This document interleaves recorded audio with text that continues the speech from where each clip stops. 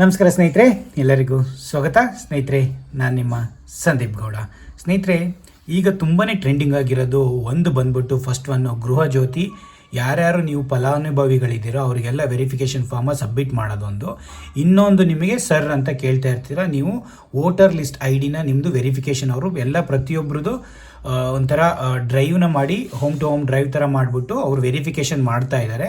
ಪ್ರತಿಯೊಬ್ಬರು ಈ ವೆರಿಫಿಕೇಷನ್ ಮಾಡಿ ಯಾರ್ದಾದ್ರು ಮಿಸ್ ಆಗಿದ್ರೆ ಆ್ಯಡ್ ಮಾಡಿಸ್ಬೋದು, ಕರೆಕ್ಷನ್ ಇದ್ದರೆ ಮಾಡಿಸ್ಬೋದು, ಅಥವಾ ನಿಮ್ದೇನಾದ್ರು ಅವ್ರೇನಾದ್ರು ತೀರೋ ಅದು ಹೋಗಿದ್ರೆ ಅವ್ರನ್ನ ಡಿಲೀಟು ಮಾಡಿಸ್ಬೋದು. ಹಾಗಾಗಿ ಅದೊಂದು. ಮತ್ತು ಇನ್ನೊಂದು ಏನಂದರೆ ಬೆಳೆ ವಿಮೆಗಳಾಗಲಿ, ಬರ ಪರಿಹಾರ ಈ ಸರಿಯಾಗಿ ನೋಡಿದ್ದೀರಾ ಮಳೆನೇ ತುಂಬ ಕಮ್ಮಿ ಇದ್ದಾವೆ. ಹಾಗಾಗಿ ಪ್ರತಿಯೊಂದು ಡೆಡ್ಲೈನ್ ಯಾವಾಗ ಎಲ್ಲೋಗಿ ನೀವು ಇದು ಮಾಡಬೇಕು ಅನ್ನೋ ಪ್ರತಿಯೊಂದ್ರೂ ಈ 3-4 ಇನ್ಫಾರ್ಮೇಷನ್ನು ಒಂದೊಂದಾಗಿ ನೋಡ್ತಾ ಹೋಗೋಣ ಸ್ನೇಹಿತರೆ. ಫಸ್ಟ್ ಏನೆಂದರೆ ಈ ಗೃಹ ಜ್ಯೋತಿದು ಆಲ್ರೆಡಿ ನಾನೊಂದು ವಿಡಿಯೋ ಮಾಡಿದ್ದೀನಿ. ಏನು ಫಾರ್ಮ್ ಫಿಲ್ ಮಾಡೋದು, ಪ್ರತಿಯೊಬ್ಬರು ಅಪಾರ್ಟ್ಮೆಂಟ್ ಆಗಲಿ ಬೆಂಗಳೂರಲ್ಲಿ ಎಲ್ಲದಕ್ಕೂ ಅವರು ಡೋರ್ ಟು ಡೋರ್ ಬರ್ತಿದ್ದಾರೆ. ಆನ್ಲೈನ್ ತುಂಬ ಜನ ಕೇಳ್ತಾರೆ, ಆನ್ಲೈನ್ ಮಾಡೋಕ್ಕಾಗಲ್ಲ. ಇದು ಡೋರ್ ಟು ಡೋರ್ ವೆರಿಫಿಕೇಷನ್ನು. ನೀವು ಆಲ್ರೆಡಿ ಗೃಹ ಜ್ಯೋತಿನ ರಿಜಿಸ್ಟರ್ ಮಾಡ್ಕೊಂಡಿದ್ರೆ ಅವರು ಬಂದು ನಿಮ್ಮ ವೆರಿಫಿಕೇಷನ್ ಮಾಡಿ ಅವರು ಹೇಳಿರೋ ಪ್ರಕಾರ ಸೇವಾ ಸಿಂಧು ಪೋರ್ಟಲ್ಗೆ ನಿಮ್ಮ ಇನ್ಫಾರ್ಮೇಷನ್ನ ಅಪ್ಲೋಡ್ ಮಾಡ್ತಾರೆ. ನೀವು ಆಲ್ರೆಡಿ ನಿಮ್ಮ ಫೋನ್ ನಂಬರು ಆಧಾರಿಂದ ಯಾರೇ ರಿಜಿಸ್ಟರ್ ಮಾಡಿದಿರೋ ಅವರು ಮತ್ತೆ ಫಿಲ್ ಮಾಡಿ ಸಬ್ಮಿಟ್ ಮಾಡಿ. ಏನಕ್ಕೆ ಅಂದರೆ ನೀವು ತುಂಬ ಜನಗಳು ಏನು ಮಾಡ್ತಾರೆ, ಟೆನೆಂಟ್ಸಿಗಳಿಗೆ ಬೇರೆ ಮಾಡ್ಕೊಂಡಿದ್ದಾರೆ. ನೀವು ಹೊಸ್ದಾಗಿ ಬಂದಿದ್ದೀರಾ ಅಂದರೆ ನೀವು ಫಾರ್ಮ್ ಸಬ್ಮಿಟ್ ಮಾಡಿದಾಗ ನಿಮ್ಮದು ರಿಜೆಕ್ಟ್ ಆಗೋ ಚಾನ್ಸಸ್ ಇರುತ್ತೆ. ಏನಕ್ಕೆ ಅಂದರೆ ನೀವುದು ಫೋನ್ ನಂಬರು ಮತ್ತು ಆಧಾರ್ ಏನು ಡೀಟೇಲ್ಸ್ ಕೊಟ್ಟಿರ್ತೀರೋ ಅದು ಮ್ಯಾಚ್ ಆಗಲ್ಲ. ಹಾಗಾಗಿ ಪ್ರತಿಯೊಬ್ಬರು ನೀವು ಮೇಕ್ ಶೋರ್ ದಟ್ ನೀವು ಯಾರು ಒರಿಜಿನಲಿ ಇದನ್ನು ಮಾಡಿರ್ತೀರ, ಗೃಹ ಜ್ಯೋತಿನ ನೀವು ರಿಜಿಸ್ಟರ್ ಮಾಡಿರ್ತೀರೋ ಅವರು ವೆರಿಫಿಕೇಷನಿಗೆ ಬಂದಾಗ ಅದೇ ನಂಬರ್ ಮತ್ತು ಅದೇ ನೀವು ಐ ಡಿ ಮತ್ತು ಇದನ್ನು ಕೊಟ್ಟರೆ ಒಳ್ಳೆಯದು. ಏನಕ್ಕೆ ಅಂದರೆ ಅದು ನಿಮ್ಮ ಮುಂದಕ್ಕೆ ಕ್ಯಾನ್ಸಲ್ ಆಗಲ್ಲ. ಯಾರ್ದೋ ಬೇರೆದು ವೋಟರ್ ಐ ಡಿ ಆಗಲಿ ಆಧಾರ್ ಆಗಲಿ ಕೊಟ್ಬಿಟ್ಟು ಬೇರೆ ಯಾರ್ದೋ ನೇಮು ರಿಜಿಸ್ಟರ್ ಆಗಿದ್ದರೆ ನಿಮ್ಮದು ರಿಜೆಕ್ಟ್ ಆಗೋ ಚಾನ್ಸಸ್ ಇರುತ್ತೆ. ಇನ್ನೊಂದು 2 ವರ್ಷ ಇದೆ, ಎಲ್ಲರೂ ಯೂಸ್ ಮಾಡ್ಕೊಳ್ಳಿ. ಎಷ್ಟು ಯೂನಿಟ್ ಬರುತ್ತೋ ಗೊತ್ತಿಲ್ಲ, ತುಂಬ ಜನಕ್ಕೆ ಆಲ್ರೆಡಿ ಆಗಲೇ ಜಾಸ್ತಿ ಬರೋಕ್ಕೆ ಸ್ಟಾರ್ಟ್ ಆಗಿದೆ. ಹಾಗಾಗಿ ಪ್ರತಿಯೊಬ್ಬರಿಗೆ ಎಲ್ಲ ಡೀಟೇಲ್ಸ್ ಗೊತ್ತು. ನಿಮ್ಮ ಏರಿಯಾದ ಬೆಸ್ಕಾಮ್ ಬರೀರಿ, ಇಲ್ಲಿ ಬೆಸ್ಕಾಮ್ ಅಂತಲೇ ಬರೀರಿ. ಫೋಟೋನ ಇಲ್ಲಿ ನಿಮ್ಮದು ಸ್ಟಿಕ್ ಮಾಡಿ, ಇಲ್ಲಿ ಫೋಟೋಸ್ ಹಾಕಿ ನಿಮ್ಮದು ಪಾಸ್ಪೋರ್ಟ್ ಸೈಜು.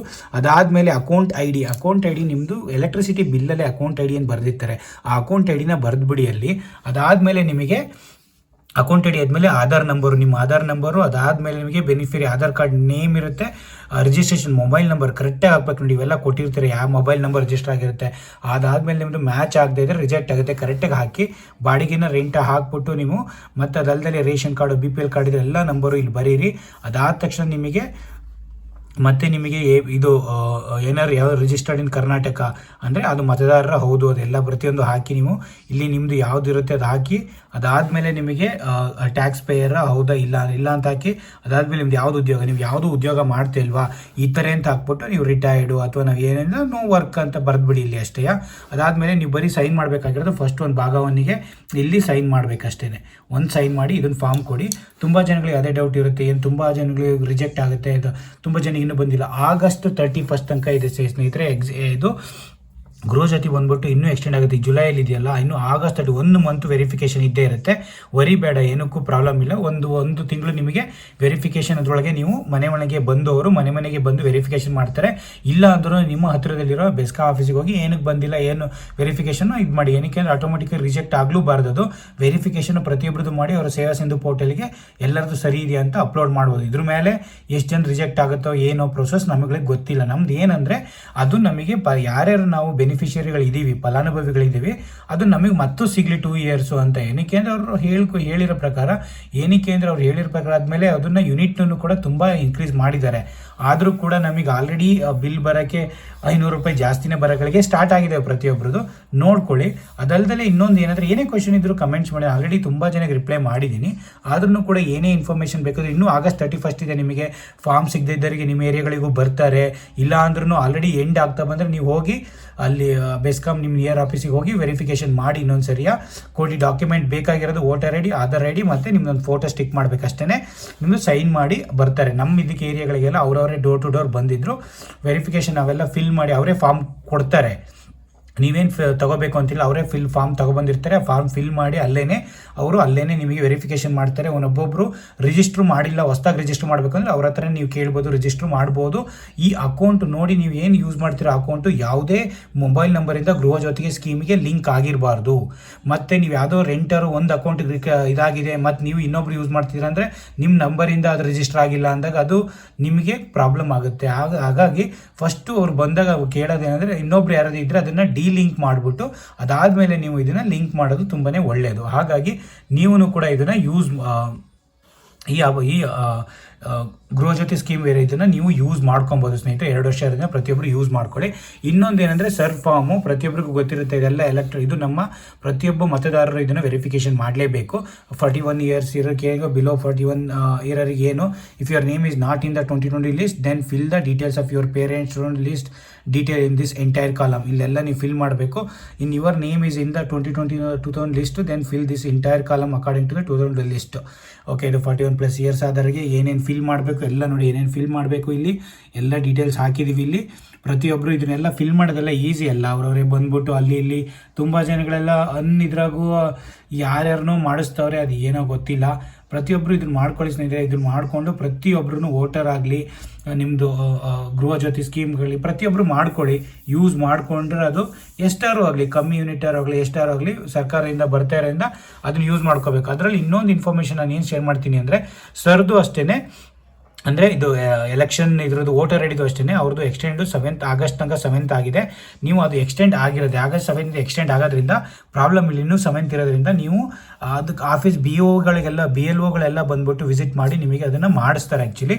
ಇಲ್ಲಾಂದ್ರೂ ಎಲ್ಲ ಪಂಚಾಯತಿ ಲೆವೆಲಲ್ಲೂ ಬೂತ್ಗಳನ್ನ ಇದು ಮಾಡಿರ್ತಾರೆ, ಎಲ್ಲ ಹಳ್ಳಿಗಳ ಪಂಚಾಯತಿಗಳಲ್ಲಾಗಲಿ ಅಥವಾ ನಿಮ್ಮ ಊರುಗಳ ತಾಲೂಕುಗಳಲ್ಲಾಗಲಿ ಬೂತ್ಗಳ ಥರ ಇಟ್ಟಿರ್ತಾರೆ. ನೀವು ಅಲ್ಲಿ ಹೋಗಿ ವೆರಿಫಿಕೇಷನ್ನು ವೆರಿಫಿಕೇಷನ್ನ ಮಾಡ್ಬೋದು ಸ್ನೇಹಿತರೆ. ಪ್ರತಿಯೊಬ್ಬರು ಯಾರ್ಯಾರು ವೋಟರ್ ಲಿಸ್ಟ್ ಇದೆ ಅಥವಾ 18 ಇಯರ್ಸ್ ಆಗಿದೆ ಆ್ಯಡ್ ಮಾಡಿಸ್ಬೇಕು, ಯಾರ್ದಾರು ಮಿಸ್ ಆಗಿದೆ ಏನಾರು ಮಾಡಿಸ್ಬೇಕು ಅಂದ್ರೂ ಈಗ ಹೋಗಿ ಇದನ್ನು ಮಾಡಿಸೋದು ಒಂದು ಬೆಟರ್ ಚಾನ್ಸ್ ಅಂತಲೇ ಹೇಳ್ತೀನಿ ಸ್ನೇಹಿತರೆ. ಅದಾದಮೇಲೆ ಇನ್ನೊಂದು ಬಂದ್ಬಿಟ್ಟು ಈಗ ಬೆಳೆ ವಿಮೆ ಮತ್ತು ಬೆಳೆ ಪರಿಹಾರ. ಈಗ ನೋಡಿದರೆ ಈ ವರ್ಷ ತುಂಬ ಆಲ್ರೆಡಿ ಬರಗಾಲ ಬಂದಿದೆ, ಜುಲೈ ಮುಗಿದ್ರೂ ಮಳೆ ಬರ್ತಾ ಇಲ್ಲ. ಬೆಳೆ ವಿಮೆ ಮಾಡಿಸೋದು ತುಂಬಾ ಒಳ್ಳೆಯದು. ಈಗ ಎಲ್ಲ ಇದರಲ್ಲೂ ಸ್ಟೇಟಲ್ಲೂ ಬೆಳೆ ವಿಮೆನೂ ಮಾಡಿಸ್ತಾರೆ ಕೃಷಿ ಇಲಾಖೆಗಳಿದಾಗಲಿ. ಏನಕ್ಕೆ ಇದೊಂಥರ ಕ್ರಾಪ್ ಇನ್ಶೂರೆನ್ಸ್ ಅಂತ. ನೀವು ಪ್ರತಿಯೊಂದು ಬೆಳೆಗೆ ಏನೇನು ಬೆಳೀತಾರೆ ಅದಕ್ಕೊಂದು ಇನ್ಶೂರೆನ್ಸ್ ಥರ ತಗೊಂಡ್ರೆ ನಿಮ್ದು ಬೆಳೆ ಹಾಳಾದರೆ ಅಥವಾ ಮಳೇಲಿ ಏನಾದ್ರು ಹೋದರೆ ಅಥವಾ ಬರಗಾಲ ಆದರೆ ನಿಮಗೆ ಗೌರ್ನಮೆಂಟ್ ಕಡೆಯಿಂದ ನಿಮಗೆ ಇನ್ಶೂರೆನ್ಸ್ ಬರುತ್ತೆ ಸ್ನೇಹಿತರೆ. ಇದನ್ನು ಪ್ರತಿಯೊಬ್ಬರು ಪ್ರತಿ ವರ್ಷವೂ ಮಾಡಿಸೋದು ತುಂಬಾ ಒಳ್ಳೆಯದು ಬೆಳೆ ವಿಮೆನ.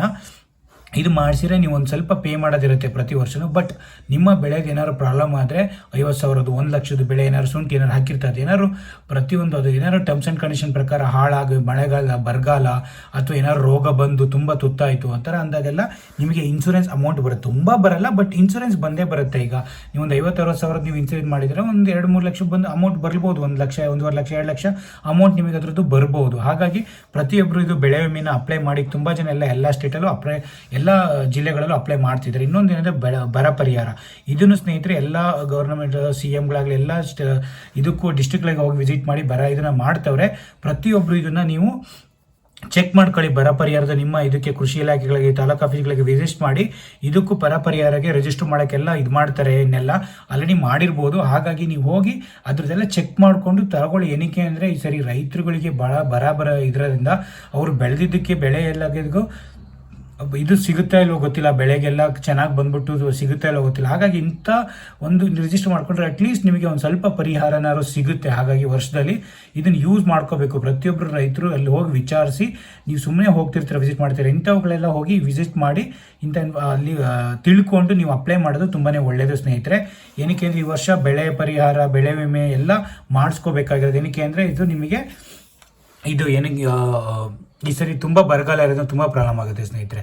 ಹಾಗಾಗಿ ಪ್ರತಿಯೊಬ್ಬರು ಇದು ರಿಜಿಸ್ಟರ್ ಮಾಡ್ಕೊಳ್ಳಿ ಪ್ರತಿಯೊಬ್ಬರು. ಹಾಗಾಗಿ 3-4 ಇನ್ಫಾರ್ಮೇಷನ್ನ ಎಲ್ಲ ಒಂದೇ ವಿಡಿಯೋದಲ್ಲಿ ಶೇರ್ ಮಾಡೋಣ ಅಂತ ಅನಿಸ್ತು. ಹಾಗಾಗಿ ಒಂದೇ ಇದರಲ್ಲಿ ಶೇರ್ ಮಾಡಿ ಸ್ನೇಹಿತರೆ. ಏನೇ ಇನ್ಫಾರ್ಮೇಷನ್ ಬೇಕಾದ್ರೂ ಕಮೆಂಟ್ ಮಾಡಿ, ಡೇಟ್ ಬಗ್ಗೆ ಆಗಲಿ ಏನೇ ಬೇಕಾದರೂ. ಇನ್ನೊಂದು ವಿಡಿಯೋ ಆಲ್ರೆಡಿ ನಾನು ಮಾಡಿದ್ದೀನಿ, ಅದರಲ್ಲೂ ಕೂಡ ತುಂಬ ಕಮೆಂಟ್ಸ್ಗೆ ನಾನು ರಿಪ್ಲೈ ಮಾಡ್ತಾ ಇರ್ತೀನಿ. ಆದ್ರೂ ಕೂಡ ನಿಮಗೆ ಏನೇ ಡೌಟ್ಸ್ ಇದ್ರೂ ಕೇಳಿ, ಆಲ್ರೆಡಿ ನಾನು ಕಮೆಂಟ್ಸ್ ಹಾಕಿ ನಾನು ರಿಪ್ಲೈ ಮಾಡ್ತಾ ಇರ್ತೀನಿ ಸ್ನೇಹಿತರೆ.